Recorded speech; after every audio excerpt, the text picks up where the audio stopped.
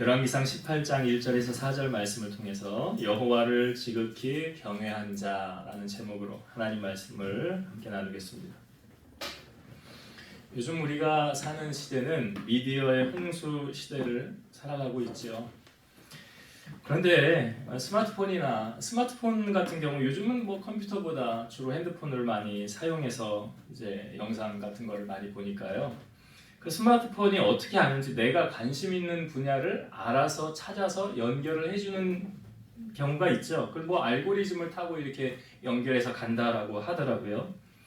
그래서 유튜브에 들어가 보면 그 사람이 무엇에 관심이 있는지 그 사람 유튜브 이렇게 쭉 보면은 이 사람은 이런 거에 관심 많구나 보이잖아요.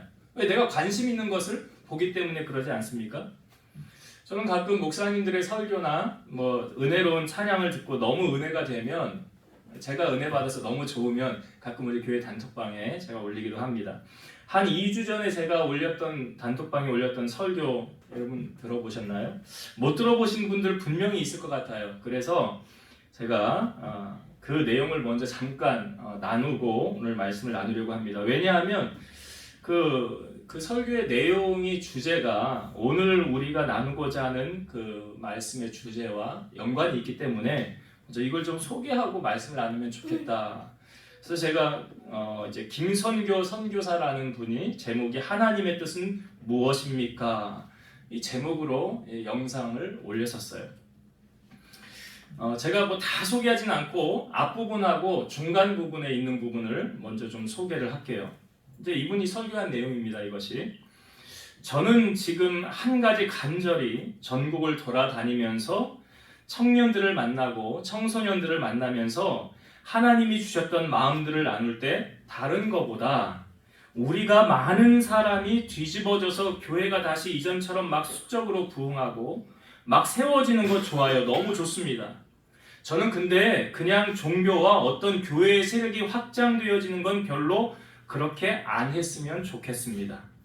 저는 진짜 한 사람이라도 좋으니 이 중에 단 한 사람이라도 좋으니 진짜 하나님을 사랑해서 해야만 하니까가 아니라 하나님이 진짜 너무 좋아서 하나님이 좋다고 그러면 하나님이 좋으면 나도 좋아요.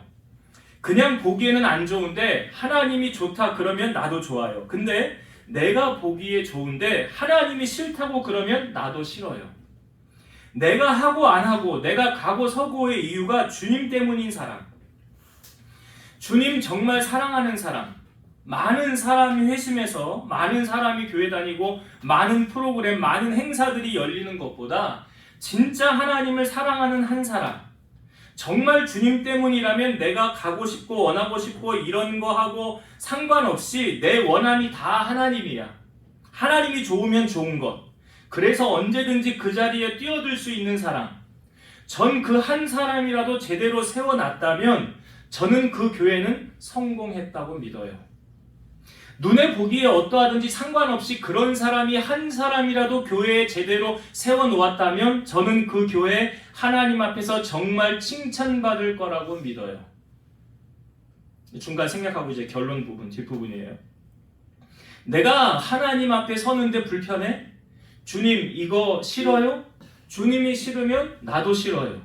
눈에 보기에 좋아 내가 하고 싶기도 해. 근데 주님이 싫어하면 안 해요. 주님이 이거 원하세요? 내가 하기 싫어도 주님이 원하세요? 기뻐하세요? 그럼 전 해요. 주님을 사랑해서 하게 되어지는 거예요.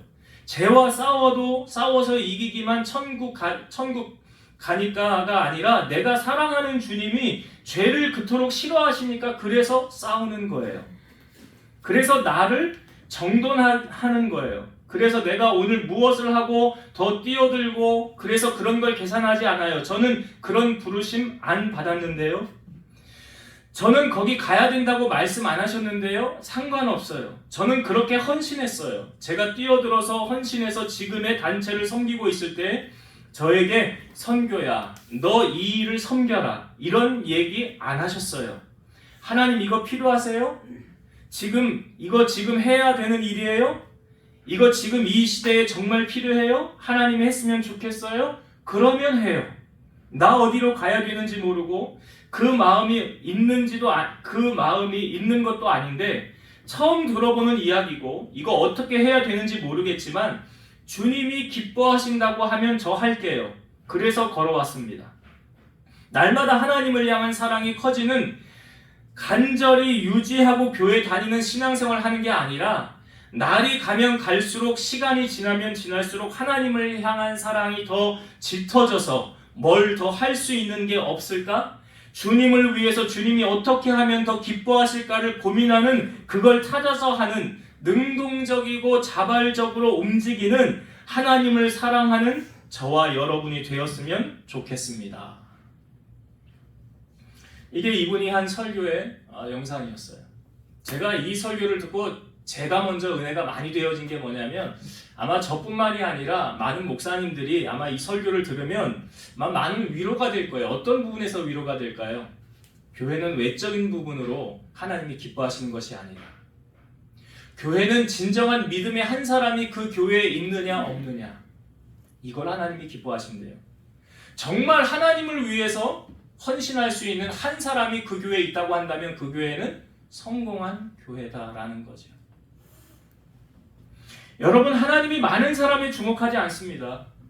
진실로 마음을 다해 하나님을 찾는 그 한 사람을 통해서 하나님의 일을 이루어 가십니다. 시편 53편 2절 하나님이 하늘에서 인생을 굽어 살피사 지각이 있는 자와 하나님을 찾는 자가 있는가 보려 하신즉. 그러니까 하나님이 보고 계신대요. 누구를요? 누가 나를 찾고 있지? 이걸 보고 계신대요. 역대하 16장 9절 여호와의 눈이 온 땅을 두루 감찰하사 전심으로 자기에게 향하는 자들을 위하여 능력을 베푸시나니.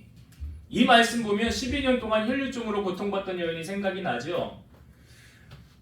법에 의하면 사람들 앞에 다닐 수 없지만 예수님의 이름을 듣고 예수님의 옷자락 만지면 내 병이 고침받을 것이라 해서 주님 앞에 찾아 나아가 옷자락을 만지는 순간 어떻게 됐어요? 병이 고침받았잖아요. 그리고 나서 주님이 말하기를 누가 나를 만졌느냐라고 말할 때 제자들이 말하죠. 주님, 사람들이 이렇게 많아서 주님을 만지는 사람이 어디 한두 사람이겠습니까? 라고 말할 때 주님이 말하지요. 내 몸에서 능력이 나갔느니라. 그러니까 다른 사람은 주님의 능력을 취하지 못했어요. 그 여인 한 사람만 똑같이 주님의 옷을 만졌지만, 그러니까 오늘 우리가 똑같이 이 자리에 앉아서 하나님을 예배하지만 진정으로 하나님이 받으시는 예배를 드리는 그 한 사람이 있고 그렇지 못한 사람이 있더라라는 거죠. 이사야 60장 22절 보면 그 작은 자가 1000명을 이루겠고 그 약한 자가 강국을 이룰 것이라. 때가 되면 나 여호와가 속히 이루리라. 그 작은 자가 1000명을 이루겠고 약한 자가 강국을 이룰 것이라. 여호수아 23장 10절 너희 중 한 사람이 1000명을 쫓으리니 이는 너희의 하나님 여호와 그가 너희에게 말씀하신 것 같이 너희를 위하여 싸우심이라. 여기 한 사람이 1000명을 쫓는다. 존 낙선은 이런 말 하지 않았습니까? 기도하는 한 사람이 기도하지 않는 민족보다 강하다. 오늘 본문도 하나님은 한 사람에 집중하고 계시며 그 한 사람을 통해서 하나님의 일을 이루어 가시는 것을 우리에게 보여주고 있습니다. 북이스라엘의 가장 악한 왕은 아합 왕이었죠. 그 아합 왕이 통치하던 시기에 하나님을 믿는 백성들을 핍박하고 죽이고 특별히 선지자들 다 죽이고 멸하는 시대였습니다. 그리고 하나님을 섬기지 말고 바알과 아세라 우상을 섬기는 정책을 펼쳤죠.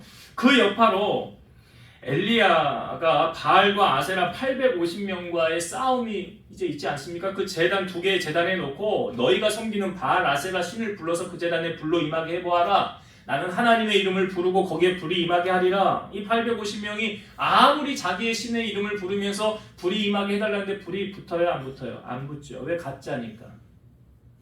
가짜니까 불이 붙을 일이 없죠. 근데 엘리야가 섬기는 하나님은 진짜 하나님이죠. 그 하나님을 불렀더니 그 제단에 불로 임하게 되었잖아요.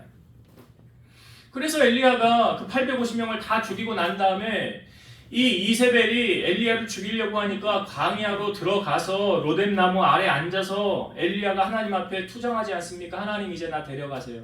나 더는 못하겠습니다. 아니 내가 이렇게 하나님의 그 큰 기적을 보였음에도 불구하고 나 이제 하나님 믿겠습니다. 나 하나님 따르겠습니다 하는 사람이 없잖아요.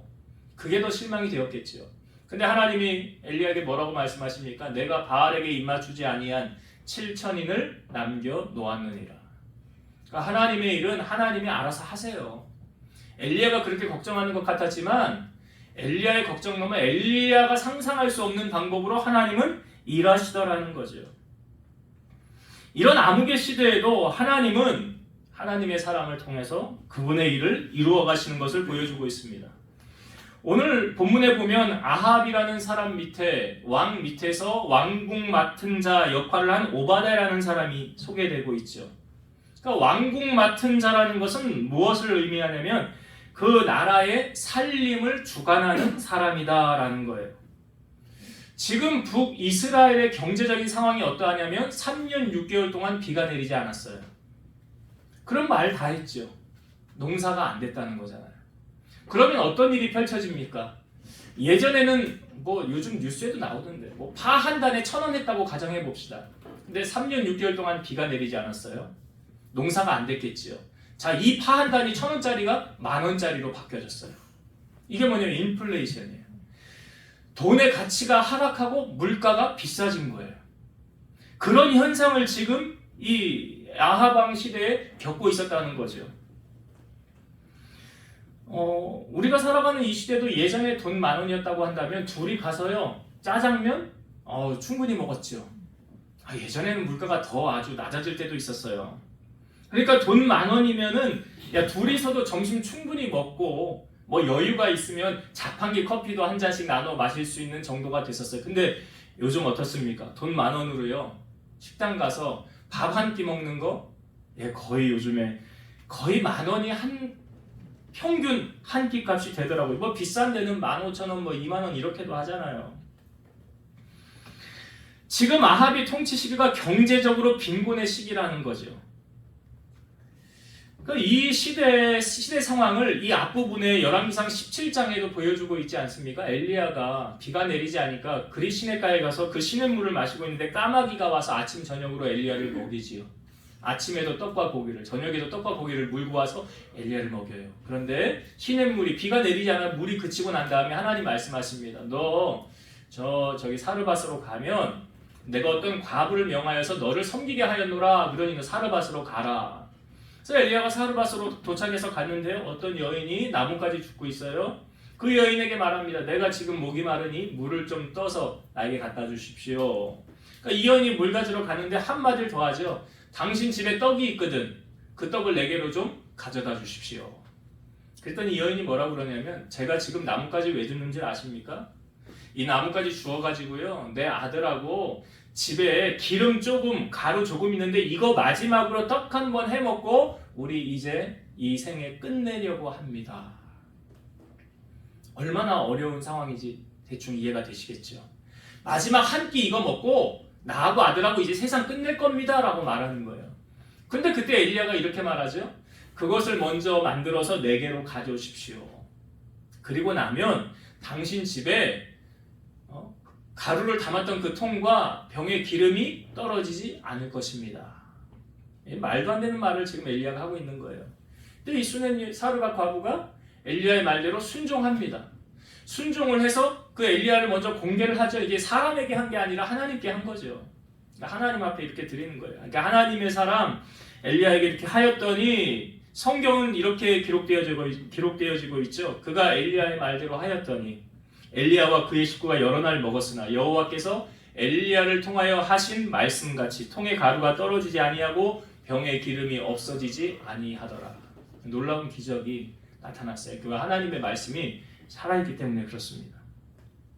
자, 이런 어려운 상황 가운데 하나님께서 오바댜라는 사람을 통하여서 하나님이 어떠한 일을 하게 하셨느냐?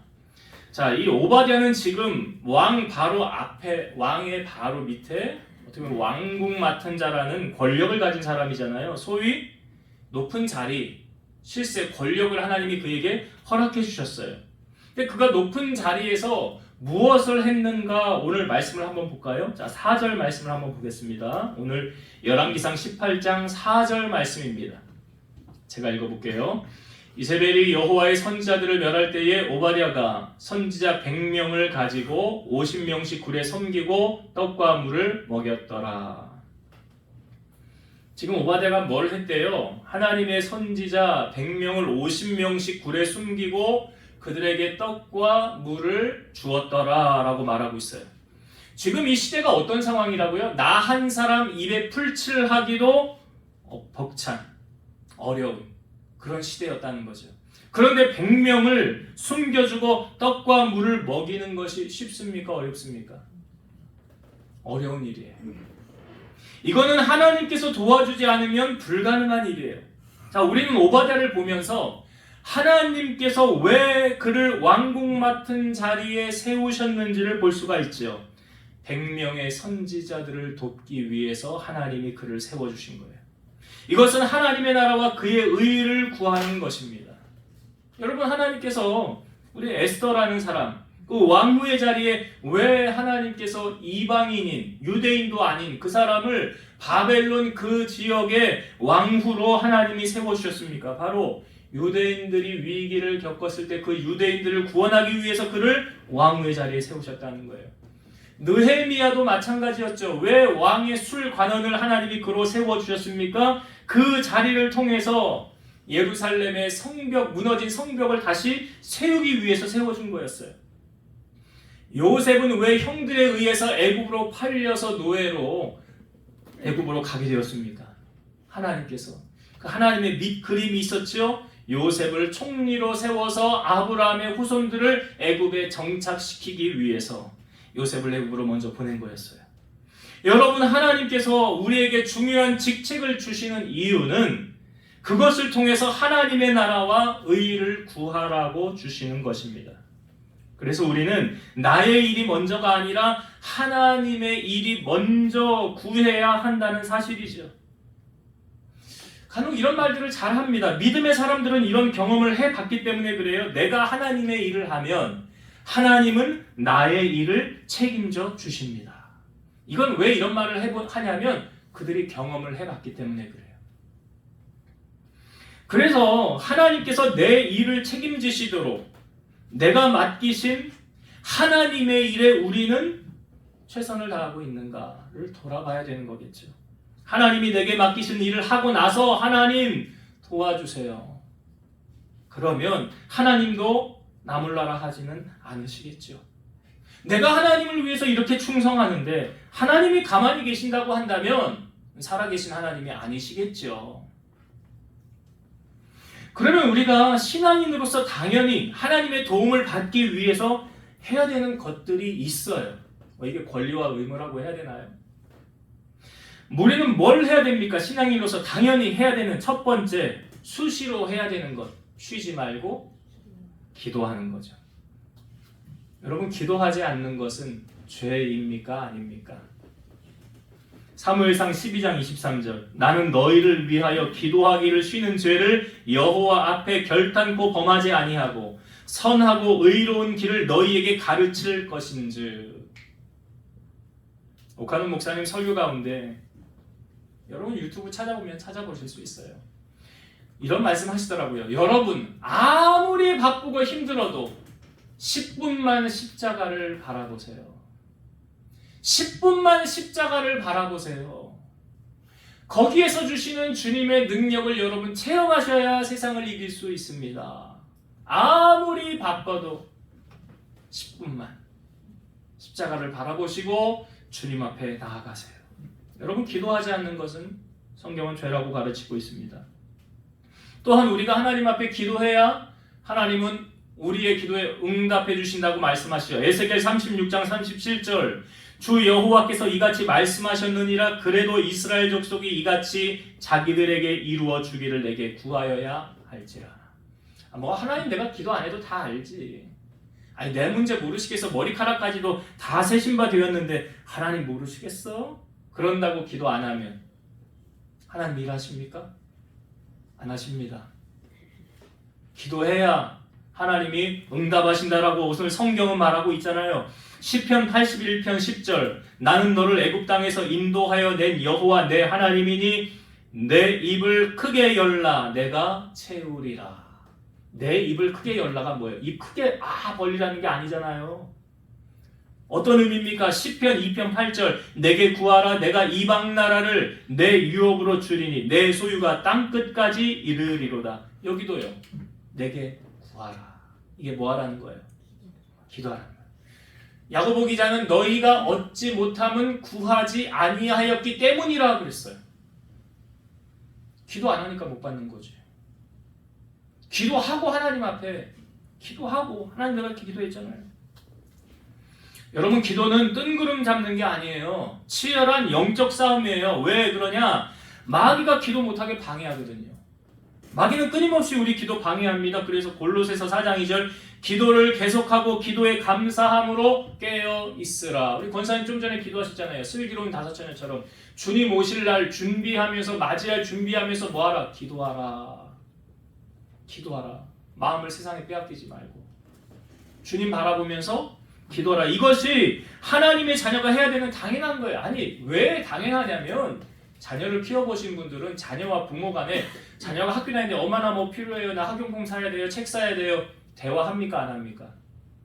대화 안 하면 알아요? 말하지 않으면 알아서 부모님이 알아서 해줍니까? 아니죠. 얘기해야죠. 마찬가지예요. 하나님과 우리와의 사이 관계도 마찬가지입니다. 우리가 하나님 앞에 얘기해야죠. 하나님 앞에 얘기하는 게 뭐예요? 기도잖아요. 하나님 기도 안 해도 알아서 해줘. 아니에요. 그런 하나님 아니라고요. 너희가 내게 이루어 주기를 구하여야 할지라. 너희가 얻지 못하면 구하지 아니하였기 때문이라.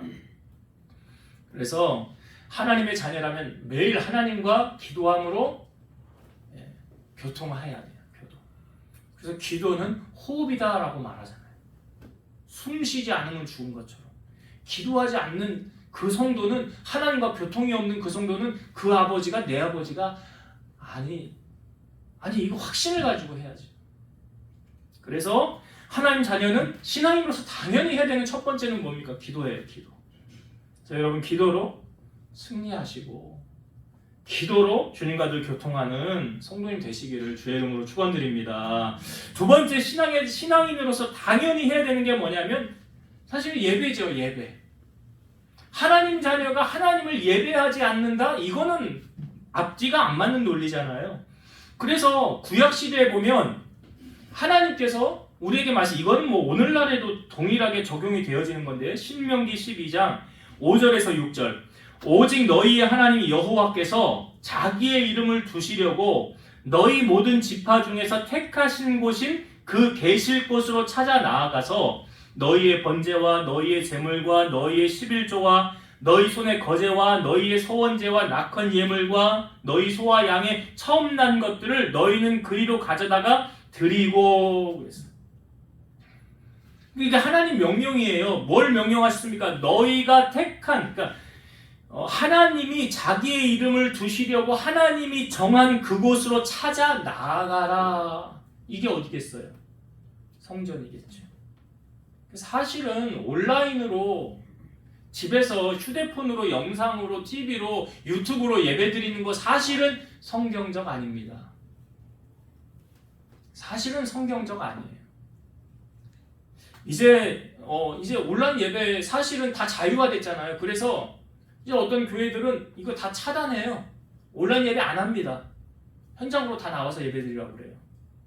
왜요? 그게 또 성경적이기도 하니까. 그러나 사정상 어쩔 수 없이 나는 교회 가고 싶은데 어쩔 수 없이 못 나오는 경우들이 있잖아요. 그래서 이거 하는 거예요. 어쩔 수 없는 상황. 그것도 하나님이 그 마음 헤아리시겠죠. 그러나 실상은 분명히 성경은 말하죠. 여호와께서 자기의 이름을 두실 그곳으로 찾아 나아가서 찾아 나아가는 거예요. 예배는 하나님의 제단 앞에 나오는 거예요. 그래서 뭐 하래요? 너희 번제, 너희 11조, 너희가 서원한 것, 너희 처음 난 것들 그것을 다 하나님 앞에 가져다가 드리고. 여러분 하나님이 뭐가 없어서 달라고 하시는 분이 아니잖아요. 생각해 보세요. 아니 만물이 다 하나님의 건데 온 땅의 모든 것이 다 하나님의 것인데 하나님 왜 달라고 하실까? 자, 그것이 이유가 있어요. 마태복음 6장 20절 21절 오직 너희를 위하여 보물을 하늘에 쌓아두라. 거기는 좀이나 동록이 해하지 못하며 도둑이 구멍을 뚫지도 못하고 도둑질도 못하느니라. 네 보물이 있는 그곳에는 네 마음도 있느니라. 하나님이 지금 뭘 달라고 하시는지 여러분 아시겠어요? 마음 달라는 거예요. 네 마음을 내게 좀 보여달라. 네 마음을 달라. 하나님이 돈 달라고 한 적 없어요. 하나님 거짓입니까? 아니잖아요. 근데 내 마음을 하나님 앞에 뭘로 보일 거예요? 여러분 마음 뭘로 보일 거예요? 그래서 성경은 말하죠. 물질이 있는 곳에 뭐가 있다? 마음이 있는 거예요. 물질이 있는 거예요. 여러분 하나님께서 우리의 형편을 모르십니까? 다 아세요. 과부의 두 동전 헌금하는 것을 보시면서 뭐라고 말씀하셨어요? 이 사람이 가장 많이 헌금했다 그러잖아요. 왜요? 그 이유는 이 사람은 생활비 전부를 넣느니라. 그러니까 우리의 중심과 형편을 하나님 보세요. 아세요. 오늘 민문기 집사님 당직이라 오늘 못 나오셨는데 이 집사님이 전에 교회를 섬길 때 재정을 봤어요. 재정을 보면 통계를 다 내잖아요. 누가 얼마 했는지 다 알잖아요. 통계를 내다 보면 누가 11조 얼마 있고 누가 감사 얼마 있고 얼마 있고. 그런데 이 집사님이 저희 교회 오시기 전에 이제 만나서 교제한 지도 오래됐으니까 교제하다가 한번 이런 얘기를 했더라고요. 어떤 집사님인가 권사님이 얘기를 해요. 근데 어떤 얘기를 하냐면 그분은 생활이 넉넉하지 않대요. 생활이 넉넉한 분이 아니래요. 그런데 헌금하는 거 보면 과하리만큼 헌금을 한대요. 그리고 목사님을 섬기는데 과분할 정도로 섬긴대요. 저는 그분이 누군지 몰라요. 근데 민 집사님 그분을 알겠죠. 근데 그분이 얘기를 하는데 이분이 경제적 형편이 좋아서 하는 분이 절대로 아니래요. 근데 왜 이렇게 하느냐? 그게 뭐겠어요? 그게 뭐겠어요? 하나님 사랑하니까 그렇게 하는 거예요. 그러니까 이 민집사님 게 은혜가 되니까 자기 마음속에 있는 걸 이제 이야기를 이렇게 하는 거예요. 반면에요, 형편이 좋고 재산이 많은데 그렇게 인색한 사람도 있더래요. 중직인데도 11조를 안 하거나 속여서 하는 사람. 근데 제가 하나님께 이 사람은 마음이 없구나. 아니, 믿음이 없구나. 믿음이 없으면 못하잖아요. 고린도전서 10장 31절 그런즉 너희가 먹든지 마시든지 무엇을 하든지 다 하나님의 영광을 위하여 하라.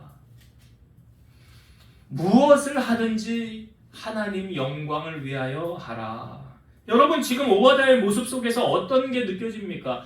그의 삶을 통하여서 하나님께 영광 올려드리는 모습이 보이지 않습니까?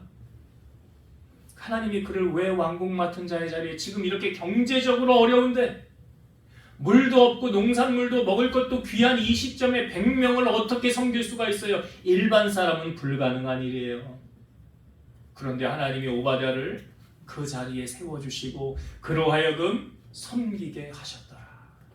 여러분 오늘 하나님께서 여러분들에게 어떠한 자리에 세우셨든지 또 어떤 것을 맡기셨든지 그것을 통해서 나는 하나님의 나라와 의를 구하고 있는가? 이걸 먼저 점검하세요. 하나님의 영광을 위하여 나는 오늘 살아가고 있는가? 마태복음 6장 33절이 이 약속 아닙니까? 그런즉 너희는 먼저 그의 나라와 그의 의를 구하라. 명령이죠. 구하라. 뭐 하라 명령이에요. 근데 그 다음 나오는 말씀이 뭐예요? 그리하면 이 모든 것을 너희에게 더하시리라. 그렇게 하기만 해봐. 내가 너 그냥 가만히 안 둔다. 측량할 수 없는 방법으로 내가 너를 세워줄 것이고 내가 너에게 복을 줄 것이라 라고 말씀하시잖아요. 그러니까 이 오바댜의 이 모습 속에서 오늘 우리 모습을 견주어 보면서 내게 하나님이 맡기신 나는 청직의 사명을 잘 감당하고 있는가. 이 첫 번째 오늘 점검할 모습이고요. 두 번째, 자 오바댜가 이렇게 행하게 된 그 원동력은 대체 어디에서 나온 것일까? 자 오늘 성경을 다시 보겠습니다. 본문 열왕기상 18장 3절을 한번 볼게요. 열왕기상 18장 3절 아합이 왕궁 맡은 자 오바댜를 불렀으니 이 오바댜는 여호와를 지극히 경외하는 자라. 오바댜는 여호와를 지극히 경외하는 자라라고 성경이 말하고 있어요. 자 그리고 한 절을 더 볼게요. 자 18장 12절 말씀. 18장 12절. 이건 이제 오바댜가 엘리야를 만나서 대화하는 내용인데 자 오바댜가 하는 말이에요. 12절. 내가 당신을 떠나간 후에 여호와의 영이 내가 알지 못하는 곳으로 당신을 이끌어 가시리니 내가 가서 아합에게 말하였다가 그가 당신을 찾지 못하면 내가 죽임을 당하리이다. 당신의 종은 어려서부터 여호와를 경외하는 자라. 당신의 종은 누구를 말하는 거예요? 나 오바댜를 말하는 거예요. 자, 오바댜는 어려서부터 여호와를 경외하는 자라. 그러니까 18장 3절하고 18장 12절의 말씀을 합치면 이런 말이 되는 거죠. 어려서부터 여호와를 지극히 경외한 사람 오바댜. 여러분, 경외라는 게 뭐냐면 두려운 마음을 가지고 섬기는 게 경외예요. 이렇게 질문해 볼까요? 여러분, 하나님 두려우십니까? 아니, 난 별로 안 두려운데. 그럼 경외하는 마음 없는 거예요. 하나님이 두려우면 경외하는 마음이 있는 거예요. 여러분은 하나님을 얼마나 의식합니까? 다윗처럼.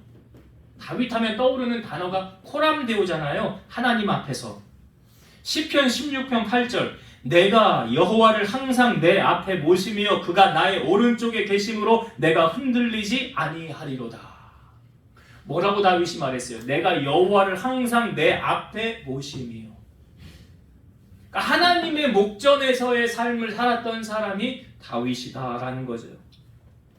지금 오바댜의 시대는 믿음이 지키기 어려운 시대예요. 왜? 드러내놓고 나 하나님 믿어요 라고 말하면 즉각 쳐요. 그렇게 못해요. 그럼 이 암흑의 시대에 대체 오바댜는 어떻게 신앙의 사람이 될 수 있었을까요? 이 어려서부터 여호와를 경외했다라는 이 말은 누군가로부터 신앙을 전수받았다는 거잖아요. 어려서부터 여호와를 경외했다. 뭐 이렇게 말할 수도 있겠죠. 저는 모태신앙입니다. 모태신앙이 뭐예요? 어머니 뱃속에서부터 교회 다닌 사람입니다. 이게 모태신앙이거든요. 그러니까 오바댜를 유추할 수 있는 것은 어려서부터 여호와를 경외하는 자? 우리 부모님이 신앙생활 했구나. 부모님이. 그걸 유추할 수 있는 말이잖아요. 잠언 22장 6절 보면 마땅히 행할 길을 아이에게 가르치라. 그리하면 늙어도 그것을 떠나지 아니하리라. 마땅히 행할 길, 이게 뭐겠어요? 야, 너 하나님 잘 섬겨야 돼.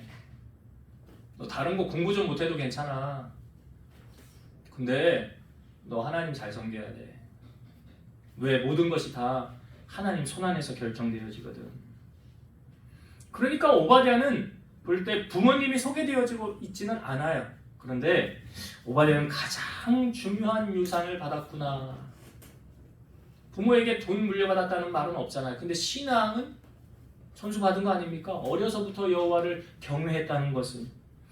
여러분, 지혜가 어디서 옵니까? 지혜의 근본, 잠언 1장 7절, 여호와를 경외하는 것이 지식의 근본이거늘 미련한 자는 지혜와 훈계를 멸시하느니라. 여기 말씀 속에 보면 여호와 경외하는 자가 지혜의 근본, 하나님께로부터 주시는 지혜를 받지만 이 미련한 자라는 건 뭐예요? 여호와를 인정하지 않는 자는 하나님께로부터 지혜 못 받는다는 거 아닙니까? 잠언 23장 13, 14절, 아이를 훈계하지 아니하려고 하지 말라. 채찍으로 그를 때릴지라도 그가 죽지 아니하리라. 네가 그를 채찍으로 때리면 그의 영혼을 수월에서 구원하리라. 요즘은 뭐 이제 부모님들이 자녀를 훈계할 때도 뭐 가정마다 다르겠지만 우리나라는 아니지만 미국 같은 경우는 매를 들어서 때리면은 애가 경찰에 신고를 하면 그 부모는 이제 잡혀가야 되는 거잖아요. 우리나라는 아직 그 정도까지는 안 됐지만 자녀가 옳고 그름을 판단할 수 있도록 가르쳐줘야 되잖아요. 누가 가르쳐줘야 돼요? 자, 여러분, 잘못했는데도 그냥 넘어가면, 그냥 눈 감아주면 그 다음에 그 잘못한 것 또 합니까? 안 합니까? 또 하지요. 왜 그래요? 안 가르쳐줬잖아. 그건 너 잘못한 거야 라고 호되게 혼을 내키거나 면책을 주거나, 그래서 너 이렇게 하면 안 돼 다음부터는 하면서 매를 들어서 가르치거나, 근데 안 가르치고 그냥 넘어가면 다음에도 또 똑같은 잘못을 해요. 아이들의 가치관 정립하는 데 있어서 가장 중요한 건 뭘까요? 성경이죠. 디모데후서 3장 16, 17절 모든 성경은 하나님의 감동으로 된 것으로 교훈과 책망과 바르게 함과 의로 교육하기에 유익하니 이는 하나님의 사람으로 온전하게 하며 모든 선한 일을 행할 능력을 갖추게 하려 함이라. 성경보다 더 귀한 교과서는 없어요. 오바댜는 성경적 가치관을 가졌어요. 그건 뭐냐면 하나님 중심. 제가 앞부분에 김선교 선교사 그걸 제가 왜 얘기했습니까? 이거 성경적 가치관이잖아요. 하나님이 싫어해요? 그럼 저 안 할게요. 제가 보기엔 좋아요. 근데 하나님이 싫어요? 그럼 저 안 할게요. 근데 제가 보기엔 안 좋아요. 근데 하나님이 좋아하세요? 그럼 저 할게요. 이게 뭐예요? 이게 성경적 가치관이라고요. 하나님을 경외함이 세속에 물들지 않고 자신을 구별된 자로 살면서 하나님의 공의를 실천할 수 있는 사람. 이게 자녀를 바르게 성장할 수 있도록 도와주는 역할을 누가 해야 되느냐? 부모가 하는 거죠. 그래서 어떤 분들은 여러분 아이들을 가르치려고 과외도 보내고 학원도 보냈는데 왜 성경은 가르치려고 과외도 하지 않고 무관심하십니까? 이성미 집사가 하는 말이에요. 제가 지금 한 이 말은 미국에서 다니엘 기도회 하는데 그 얘기를 하더라고요. 에베소서 6장 4절 또 자녀들아 또 아비들아 너희 자녀를 노엽게 하지 말고 오직 주의 교훈과 훈계로 양육하라. 자녀들을 뭘로 양육하라고 성경은 가르칩니까? 주의 교훈과 훈계로. 이 에베소서 6장 4절 우리가 한 주간 묵상할 말씀인데 이게 현대어 성경으로 좀 쉽게 풀어서 쓴 걸 읽어볼게요. 현대어 성경 에베소 6장 4절입니다. 부모님들에게도 한마디 당부하겠습니다. 자녀들을 너무 꾸짖지 마십시오. 또 잔소리를 늘어놓아 반항심을 일으키거나 분노를 품게 하지 마십시오. 그보다는 주님의 사랑이 담긴 훈계와 조언과 충고로 키우십시오. 자녀를 어떻게 키우래요? 노엽게 하지 말고요. 잔소리 늘어놓지 말고요. 반항심 키우게 분노를 키우게 하지 말고요. 그보다 어떻게 하래요? 주님의 사랑이 담긴 훈계와 교훈과 충고로 키우라. 설교 준비하면서 이런 생각이 왔어요. 여러분, 자녀를 잘못한다고 나무라지 마시고 먼저 나 자신을 바라보아야 된다라는 거죠. 제가 이거 설교 때도 자주 했던 이야기예요. 이렇게 보시면 돼요. 제가 하나님이 나를 볼 때 하고 내가 자녀를 볼 때 하고 같은 원리다. 하나님이 나를 볼 때 그 시각 있잖아요. 하나님의 시각. 그리고 내가 자녀를 볼 때 그 시각. 이해되세요? 이해되시냐고요? 잘 이해 안 가요? 적용을 해볼까요? 자식이 말 되게 안 들어.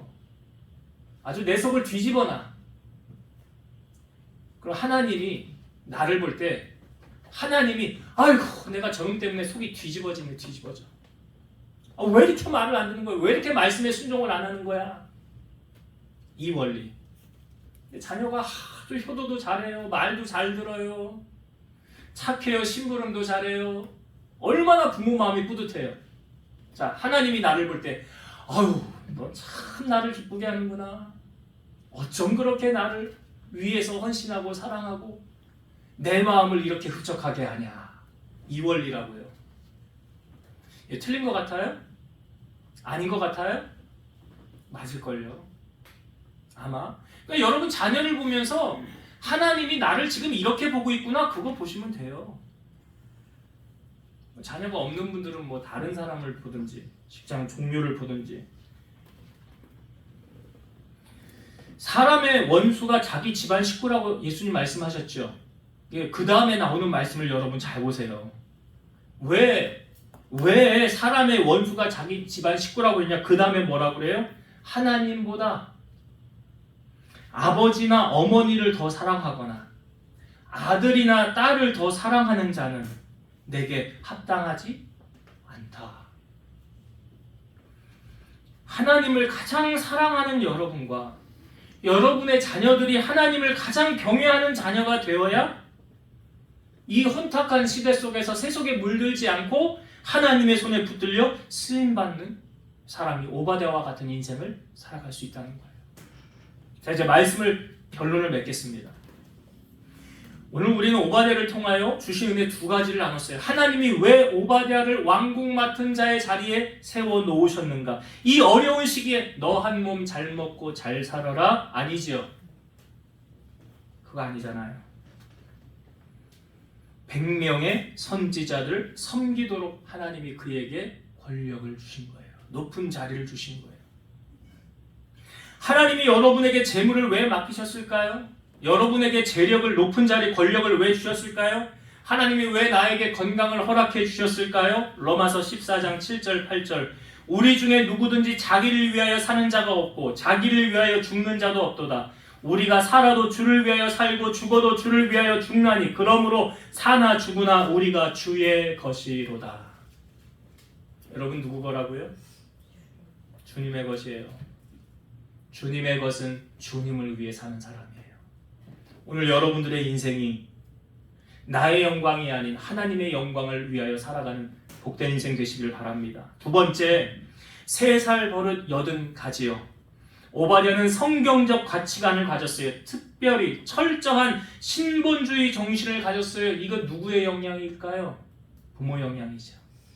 어려서부터 여호와를 경외했기 때문에. 이 어려서 얘가 뭘 압니까? 근데 철저하게 신본주의적인 가치관, 하나님 경외하는 것, 이걸 심어준 거예요. 여러분, 부모님들은 자녀를 언제까지 AS 할 수 있을까요? 내 눈이 감는 날까지 AS 해야 될까요? 평생 자녀 뒷바라지 해야 될까요? 내가 책임지는 것은 한계가 있어요. 그런데 하나님이 책임지시는 것은 한계가 있습니까? 없습니까? 없잖아요. 그래서 자녀로 하여금 하나님을 만나게 하는 것보다 중요한 거 없어요. 그가 하나님을 만나면 그의 인생 누가 이끌어 가십니까? 하나님이 이끌어가는 거예요. 하나님이 이끌어가는 인생이 되면 내가 굳이나 책임질 이유가 없어요. 왜요? 하나님이 알아서 다 하시니까. 그런 우리 자녀들이 오바댜처럼 정말 이 암흑의 시대에도 하나님은 그런 믿음의 한 사람을 통하여 하나님을 이루어 가시잖아요. 오늘 이 시대 속에 하나님이 찾으시는 그 한 사람이 바로 여러분과 여러분의 자녀들이 되셔서 하나님의 나라에 존귀하게 쓰임받는 주인공들 다 되시기를 주의 이름으로 축원드립니다. 기도하시겠습니다. 오늘도 살아서 역사하시는 하나님, 오늘 오바댜를 통하여 우리가 은혜를 나누었습니다. 왜 하나님께서 오바댜에게 왕궁 맡은 자의 자리에 세우셨는지, 이 힘들고 어려운 이 시대 속에서 자기 한 몸 잘 먹고 잘 살라고 하나님이 그 자리에 주신 거 아니었습니다. 선지자들 100명을 섬기고 하나님의 나라와 의를 구하기 위해서 하나님께서 그렇게 그를 세우시고 주의 일을 감당하게 하셨습니다. 오늘 하나님 우리에게 무엇을 맡기셨습니까? 아니, 아직 맡기지 않았지만 무엇은 어떤 일이 예비되어져 있습니까? 하나님의 사람을 통하여서 하나님 오늘도 그 일을 이루어 가시는 줄로 믿사오니 우리 사랑하는 자녀들, 우리 성도들을 통하여서 하나님의 놀라운 일들을 이루어 가시고 하나님의 기쁨이 되는 귀한 우리 성도들이 다 되게 하여 주옵소서. 예수님 이름으로 기도드리옵나이다. 아멘.